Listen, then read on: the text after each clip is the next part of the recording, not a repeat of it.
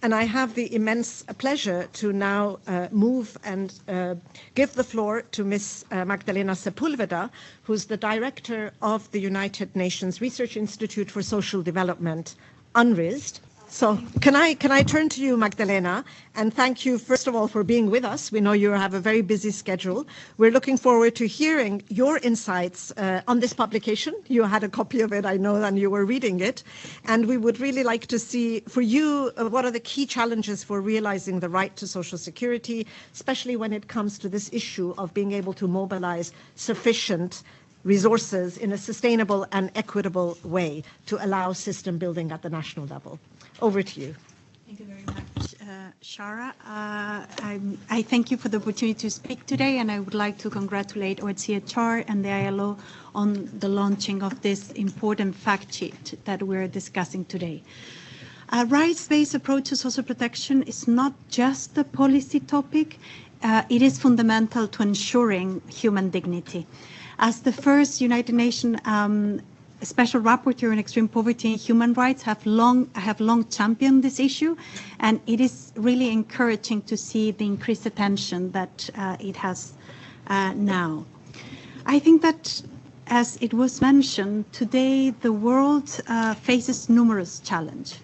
We have extreme inequality, slowdown in economic growth, political instability, geopolitical tension, conflict, war, growing distrust in our institutions.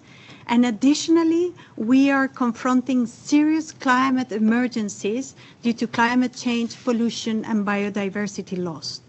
To address these issues and fulfill our commitments to the SDGs and our human rights obligations, the state must invest in universal social protection. I think that the publication makes very clear how firmly established in international law it is the right to social security.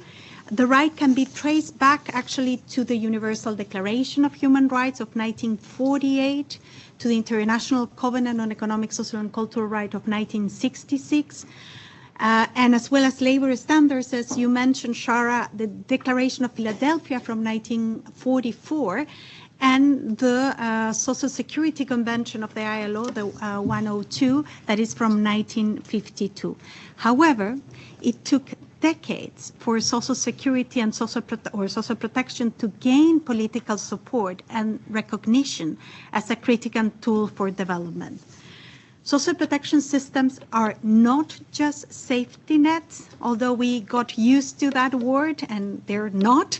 They're essential enabler of inclusive social development, as it was mentioned by the Portuguese minister. They provide basic income security and facilitate access to sustainable livelihood, decent work, quality education, healthcare, among many other benefits. By doing so, they promote socioeconomic activation, inclusion, and equality. Moreover, social protection systems are crucial for the future. In light of demographic, technological, and environmental changes, they play a vital role in mitigating the negative effect of these transformations that we're seeing, that are growing very, very rapidly. They reinforce social contracts and foster resilience within communities. So it seems unavoidable that in these uncertain times, we need to increase coverage of social protection. Governments, of course, have the responsibility to ensure social protection, but international solidarity, it is also needed, as it was mentioned by the Deputy Representative of Nepal, because without international solidarity, we cannot achieve the right to social protection for everyone, everywhere. Today, I think we're in a good position to make changes, to change the current situation. Many countries around the world have already established laws and institutions to enhance social protection system. We have a clear guidance on how to implement this system in a way that respects individual autonomy and upholds human rights. And this is very, very clear from the fact sheet that we're launching today. Moreover, we're fortunate to have global leaders and organizations, including civil society organizations, ready to advocate for these vital changes. The two global events that are happening in 2025, the World Social Summit and the Financing for Development conferences, offer crucial platform for developing countries to strengthen their commitment to social protection and for developed countries to show their solidarity in their effort. And I think that this is also clear from the publication. On the one hand, we have the obligation of the state to mobilize the maximum available resources, but on the other hand, in particular, the Covenant on Economic, Social and Cultural Rights, but also the UN Charter talk about the obligation of international assistance and cooperation. And this is crucial. There are going to be several countries that would not be able to ensure an expansion in social coverage without this solidarity component and the obligation of social assistance and cooperation.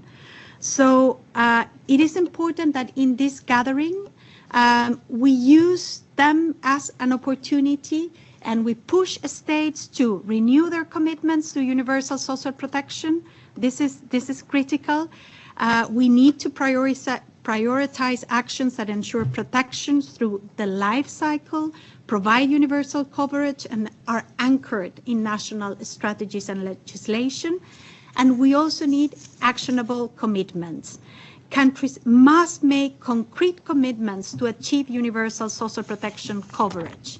And in this regard, UNRISD is pleased to join the call of USP 2030 partnership and the ILO to call for the annual increase of at least 2 percentage points in the share of the population covered by at least one cash benefit. We will provide our evidence, our research tool to try to push for this important commitment.